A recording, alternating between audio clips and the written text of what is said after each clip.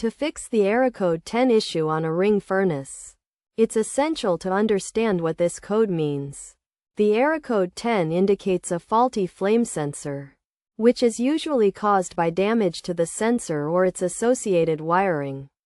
To resolve this issue, start by disconnecting the furnace from the power supply by switching off the circuit breaker.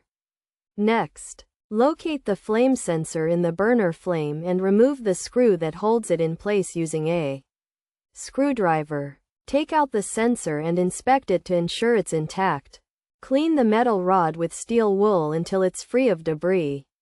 Then, check the wiring for any broken or damaged wires.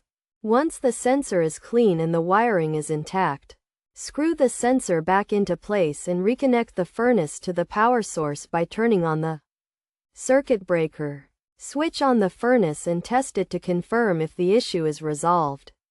If the problem persists, it may indicate a technical issue with the furnace, and it's recommended to contact a professional repair service for further assistance.